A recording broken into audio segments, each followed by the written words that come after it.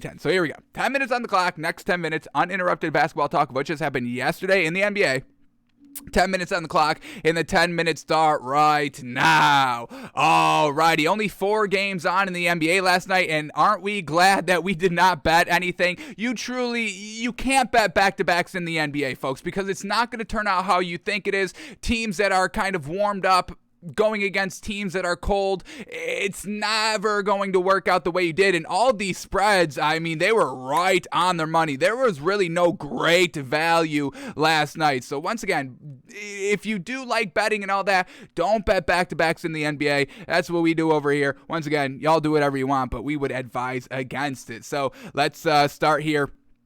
With the first game up, we got the Knicks at the Cavs, and I think this spread, it closed at Cavs -5. I think when we talked about it, it was Cavs -3, but this one closed at Cavs -5. Cavs, they win, but only win by 2 here, so they don't cover that, but the Cavs get the win 95-93 last night. Knicks made a little bit of a run in the third quarter, early fourth quarter, but the Cavs stuck it out and closed it out and got the win. So Darius Garland, 13 points, 12 assists. This man is absolutely phenomenal here. Great facilitator of the floor. Definitely can, shore up the efficiency a little bit. He shot 31% on 19 shots, 1 of 6 from the 3. So definitely can clean that up a little bit. But man, oh man, this is the guard that this Cavs team needs. And this Cavs team, let's check where they are in the standings. I want to say they're top 5, maybe even top 4 in the Eastern Conference. What do we got so far? 5th in the Eastern Conference here at 29-19, 8-2 in their last 10. I mean, how great is that? The Cavs have not been relevant without LeBron James since their inception of whenever their organization started, and now they're finally being solid and able to win games and be competitive without LeBron James, and Darius Garland is a true credit to that. Obviously, there's more, Jared Allen, but he didn't play last night. So we had Ed Davis playing the 5, only 2 points, 6 rebounds. We have Evan Mobley, who the rookie here has been fantastic. Another huge bright spot for this Cavs team. This Cavs team is young, folks, so this could be a nice squad moving forward. So Evan Mobley last night, 15 points, 5 assists, 12 rebounds, fantastic. Dean Wade, 13 points, and then Isaac Okoro at the 2, 14 points, 6 rebounds, magnificent. And then Kevin Love, yes, and he's been so gosh dang great. Kevin Love hasn't really been anything fantastic, but now that he's here, coming off the bench here for the Cavs, nice veteran piece to help out this young squad, and he's getting it done almost on a nightly basis here. 23 minutes off the bench, 20 points, 11 rebounds on 6 of 12 from the 3. Yeah, sir, we'll take that. And Colin Sexton, remember, he's out for the season, and this Cavs team is still getting it done. So shout out big time to everybody on this Cavs team. They're getting it done, and they won it down late in the stretch in the fourth quarter last night. Alrighty, and then the Knicks. Once again, guard play is lackluster, and RJ Barrett and Julius Randle are the only decent options, but Julius Randle, remember last season he had that breakout season in the MVP discussion, floundered big time in the playoffs, and once again this season it's nothing like it was last season. So Julius Randle was kind of a one-hit wonder a little bit, still a solid option, but he's not a number 1 for your team. He's not a number 2. He would make an okay number 3. Unfortunately for the Knicks, he needs to be kind of the number 1 here, so not looking that great for this Knicks team. This Knicks team, let's see where they are in the Eastern Conference. We just told you the Cavs are number 5. The Knicks are number 11. They're not even in the play-in tournament. So the Knicks in the playoffs last season, did they win the first round? They may have won the first round matchup.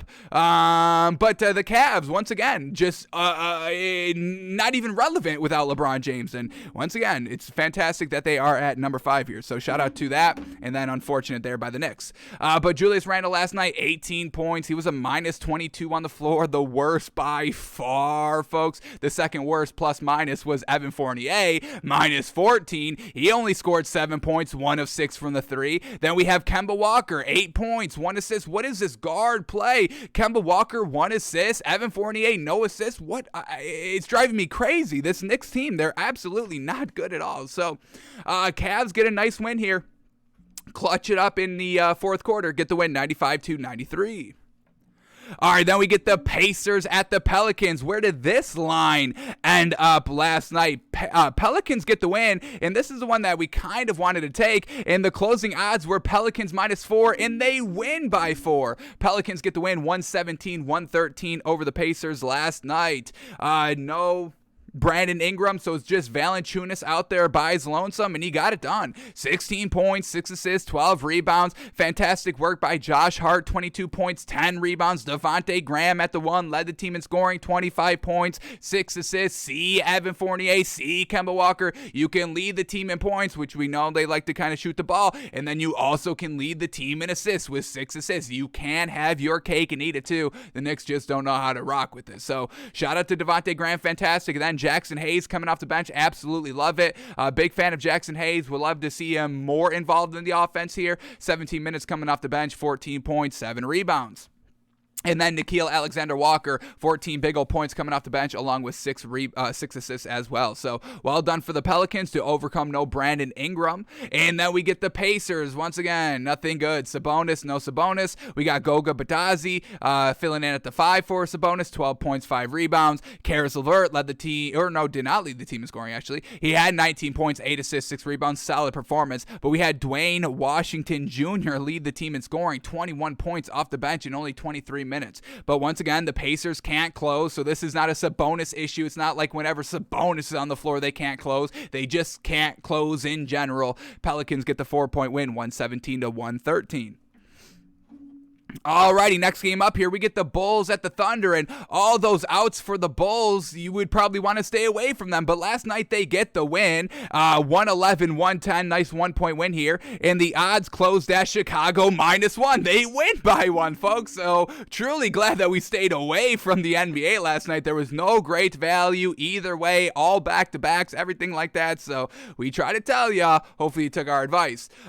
Bulls get the 1-point win, 111-110 over the Thunder, and this Bulls team winning without DeMar DeRozan. They have Kobe White coming off the bench, and they still get the win. That's a nice performance, so let's see how they got it done. We got Vucevic at the 5, 26 points, 15 rebounds. He led the team in scoring, magnificent, and this was great as well.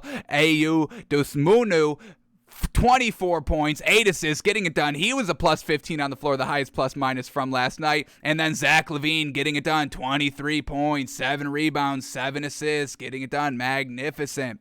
And then Troy Brown Jr. getting the start here at the 1. Kobe White coming off the bench, real weird. We didn't really understand that, and it was kind of like a game time decision. They already kind of tweeted out that Kobe White was going to be in the starting lineup, and then like last second they changed it, so real bizarre there. But Kobe White still played 31 minutes. But Troy Brown Jr. in the starting lineup, 10 points, 3 rebounds, 2 assists. And then Kobe White coming off the bench. He did not have a great night. 9 points. He had 7 assists and 7 rebounds. So we'll give him credit for that. But he was a -11 on the floor. That's the worst plus minus on the floor last night for the Bulls. And he also shot poor as heck, 21% on 14 shots, 1 of 7 from the 3. So what is this, back-to-back not great performances by Kobe White? We'll give him a little bit of a break here because he wasn't playing with the starters, but just an interesting kind of lineup, last second lineup change, but it worked out in the end. So I guess the Bulls knew what they were doing, getting the win. And then for the Thunder, we got Luguentz Dort, 16 points, 7 rebounds. He shot 38%. Shai Gilgeous-Alexander, 31 points, 10 assists. Once again, shout out to these guards getting it done in the points and the assisting department. Knicks can't do any of that. And then a nice solid performance by Mike Muscala coming off the bench with 14 points, but that was really it, and they just cannot clutch it up in the fourth quarter. So Bulls get the win, 111-110. Zach LaVine back, and hopefully DeMar DeRozan gets back soon, and this Bulls team can try to kind of weather the little bit of the storm. They're in a little bit of a swing here. Yeah, 3-7 in their last 10. They're still number 2 in the Eastern Conference, but let's start to kind of stop this skid a little bit, and Zach LaVine is obviously going to be a huge piece to help stop that. And then we get the last game of the night here. We get the Jazz at the Suns, and the Jazz were playing all their backups, and they still kept it close, folks. So no starters starting last night for the Jazz, and the line was Phoenix -12. You might have thought that was a slam dunk all day, but they covered the plus 12 there. Suns get the win, 115-109 over this Jazz team. So for the Suns, last night, Chris Paul, 27 points, 14 assists, 9 rebounds. If Chris Paul is doing this at, what do we got on Chris Paul? Is he, 37 now? Man, oh man, is he 37? What do we got here? 36, man, oh man. Chris Paul aging out of the league. We don't like to say that, but he is aging like fine wine, so we do give him credit. Made it to the finals last season, and he's still getting it done. 27 points, 14 assists, 9 rebounds. So once again, the guards for the Knicks have no excuse for not getting it done, truly. So shout out to Chris Paul, wonderful performance. That is our 10 minutes, but we've got to finish this up here real quick. We get Devin Booker, 33 points, led the team in scoring, 7 rebounds to go along with that. JaVale McGee at the 5, no DeAndre Ayton last night, 6 points, 9 rebounds. And then Cameron Johnson, a nice 20 points and 6 rebounds in the starting lineup. And also shout out to Bismack Biyombo coming off the bench, 16 points, 13 rebounds. Yes, sir. And then for the Jazz, this was their starting lineup, basically all their bench players. We get Trent Forrest at the 1, Jordan Clarkson at the 2, Hassan Whiteside at the 5, Rudy Gay at the 4, and Daniel House Jr. at the 3. Let's see how they fared. Trent Forrest, 17 points, 6 rebounds. Jordan Clarkson, 22 points, led the team in scoring. He took 20 shots. That was like 8 more than the second highest, so classic Jordan Clarkson. Hassan Whiteside, 10 points, 9 rebounds. Not bad. We do like the bench here. We love Rudy Gay, Hassan Whiteside, Jordan Clarkson. We call this Jazz team the deepest team, and they still were competitive. So we give this Jazz team big credit for being competitive with all their starters out and not playing. Rudy Gay, 13 points, 5 rebounds on 44% shooting. Once again, not bad. Same thing with Daniel House Jr., 44% shooting, 14 points, 4 assists, 7 rebounds, 2 steals, 2 blocks, doing it all. And then they still were able to get bench production. So their bench goes to the starting lineup, and then their bench is still good. How crazy. Eric Paschall, 14 points, 4 rebounds. Jared Butler, 13 points, 4 steals. Magnificent. They kept it close, but we all know the Suns team is the true real deal. So we still give this Jazz team a ton of credit. Yes, they lost. They had no starters, kept it close. Bingo bango against this very, very good Suns team. Suns get the win 115-109, but the Jazz cover the spread, so give them credit there. Alrighty, that is all the NBA from last night. Now let's see if we can actually bet on the NBA tonight. Can we? We could not bet on anything last night. We were dying last night. What is there to bet on? So, tons of games on tonight in the NBA. Let's see if we can find the value. And so we don't have to go back-to-back days with no betting. What is that about? So, here we go. First game up, Pelicans at the 76ers. Pelicans plus 8.5. The Pelicans are on the back-to-back. We're staying away from it. Now we get the Nuggets at the Pistons here. What is this, a back-to-back series? Yeah, they just played on Sunday, so we're staying away from this one. We don't bet back-to-backs, and we don't bet back-to-back series. No, thank you. So staying away from that one. Then we get the Hornets at the Raptors. Hornets plus 3.5, Raptors minus 3.5 here in this Hornets team, 7-3 in their last 10. Raptors hitting a little bit of a skid here since Fred VanVleet is not putting up 30 points every single game. So Hornets plus 3, I think I'm liking the value quickly here. Gordon Hayward is a game time decision for the Raptors. We get Goran Dragic is still out, Kem Birch is out as well. So Hornets plus 3.5 here. Raptors minus 3.5. I think I'm leaning a little bit towards the Hornets. I don't think it's that great a value, so let's keep that in the back of our mind. But let's see if we get any better value than that. We'll come back to this one if we need to. Now we get the Clippers at the Wizards. Clippers plus 4.5. Wizards minus 4.5. This Clippers team decently competitive even without Paul George. And this Wizards team hitting a little bit of another skid. We get this Wizards team skidding a lot. They're big up and down throughout this entire season. So the bettability on them is truly not where it really kind of needs to be for us to kind of, bet them on a daily basis, gamely basis. But everybody's good to go for the Clippers besides Paul George and Kawhi Leonard, and for the Wizards, everybody's good to go for them as well. So this Clippers team getting plus 4.5 there. They're keeping it pretty close as of recent. Once again, decent value. We'll see if we get any better value though as we progress. Next game up, we'll come back to that one if we need to. Lakers at the Nets. Lakers minus 2.5. Nets plus 2.5 here. Is Anthony Davis making his return tonight, folks? He's a game time decision, and I do think he ends up playing. I mean, the Lakers being laying -2.5 here, you would have to kind of assume Vegas knows, yeah, he's going to play. It's seeming like he is going to play, but this line here truly kind of confirms it. So the bet ability is back on with the Lakers now that Anthony Davis is back there on the floor. Now, should we be betting them his first game back? Yeah, maybe not. Maybe still on minutes restriction, something like that. So we'll look forward to betting this Lakers team in a couple of days from now, but I don't think we can swallow 2.5 here on his first game back. And then for the Nets, Kevin Durant is still out. Paul Millsap is out. Kyrie Irving can't play because it's at home, and Nicholas Claxton is a game time decision. So the Nets aren't going to really be having any meaningful bigs out there if Nicholas Claxton can go, but he's still scrawny. Anthony Davis should be able to body him. We'll stay away from this one. We'll evaluate Anthony Davis's contribution here, game one, and we'll use that to help us on their next game to see if we can bet them on their next game. But let's see what Anthony Davis does first, and so we'll stay away from betting the Lakers at the Nets. Then we get the Kings at the Celtics. Kings +8.5, Celtics -8.5. This Celtics team has started to try to turn this ship around a little bit, 6-4 in their last 10, but I'm not going to confidently swallow 8.5 here with the Celtics team just quite yet. And then the Kings, man, oh man, a wild card as well. Not a good team. I'm not even feeling comfortable with 8.5 points with them, so we're staying away from this one. Final 3 games. Come on, where's the value? Come on. Here we go. Spurs at the Rockets. Spurs -5, Rockets +5. Alrighty, these are 2 bad teams, but we get the Rockets at home plus some points. I think I'm kind of liking that a little bit. Let's see if everybody's good to go. Everybody's good to go for the Spurs, and everybody's good to go for the Rockets. So I hope this one doesn't bite us in the butt here. But this Rockets team can be competitive against the bad teams, and we get 5 points? Yeah, I'll take that. I'm taking the Rockets, folks, +5. I think this is the first time we're betting on the Rockets this season. Once again, hopefully it doesn't come back to bite us, but I think I'm feeling comfortable with them at home, able to go toe-to-toe with this Spurs team.